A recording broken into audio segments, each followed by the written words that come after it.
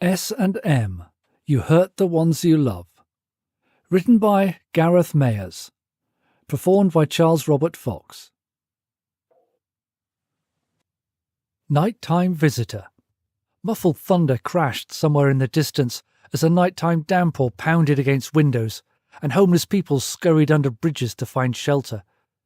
Late-night partiers shielded themselves with umbrellas, jackets, magazines, anything they could find, and the rest of the city slumbered away after a hard day's work, ready to rinse and repeat in the morning. Morgan was merely one of the sleeping masses, worked a late shift and came home sore and aching for his bed. Sprawled on his sheets, he drifted off with the sound of rain in his ears. Until there was a thud from the kitchen window, and then he was up in a flash. He may have been sleep-deprived, but it wasn't enough to rob him of his instincts. He would have rolled over and gone back to sleep if it were the door, but he lived on the 5th floor. Only a handful of things could even reach his window, and half of the things that could weren't big enough to make that kind of ruckus. Groggy, his face plastered with drool, he squinted against the darkness swimming in front of him. He waited for a moment, wondering if the noise had been real or if he had dreamed it. And now that he thought about it, that made sense. The only other option was another thud, louder this time. All other thoughts flew from his mind, bar one that burned inside his brain like a candle. Someone's trying to break in.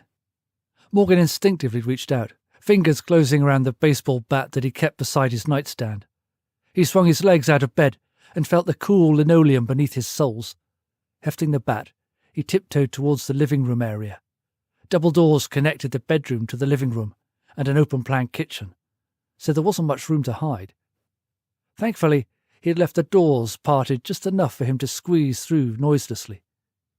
He found his target immediately. The windows were far too grimy to get a good visual, but even in the pitch black, he could make out the unmistakable silhouette of a person crouching on the fire escape. His pulse picked up. It was dark, and that meant he still had the element of surprise. One sharp strike with the metal bat would take that man out like a light. Creeping forward with the bat at the ready, he grasped the latch and thought over his plan.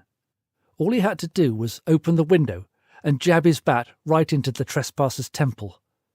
He took a final breath, then in one swift motion slid the window open, only to find himself staring at the muzzle of a gun. He froze. Mind blank, cold sweat prickling his skin. Now what? He glanced up, raking his eyes across the owner of the firearm. This was no ordinary criminal. It was a woman in a scarlet leather trench coat and matching leather underwear. Her skin glowed white under the half-hidden moon, shimmering raindrops sliding between her cleavage. Morgan almost couldn't tear his eyes away. His gaze flitted up to her face, but it was shrouded under the pin-straight auburn hair. He found himself longing to see her face before she shot a hole in his. As if granting his request, she brushed the offending locks behind her ear and stared back at him. He swallowed hard as they made eye contact, and for a moment he felt slightly disorientated. She was gorgeous, pronounced features, a triangular nose, V-shaped chin, sharp red eyes, and most stunning of all, a pair of hooked red horns rising from her hairline. Morgan was suddenly aware that he was gawking at this woman who, for all he knew, was nanoseconds away from blowing his brains out. It was all he could think of to snap his jaw shut. As he did, the gun trembled in her hand. Was that fear? No. It was as clear to him now, even in the dim light of the street lamp a few feet away from the fire escape. With all the red she wore, he hadn't noticed it before. The blood running down the side of her coat, trickling off her wrist. She was injured, struggling to even keep the gun levelled. She must be some prostitute or stripper that had gotten into some trouble on one of the upper floors and climbed down here. Hers was a dangerous industry. It wasn't unheard of for the stripteasers to suddenly turn violent when the man ran out of money or when the woman refused to let them touch her. But whatever her situation, it didn't matter. Not to him. Not if she shot him.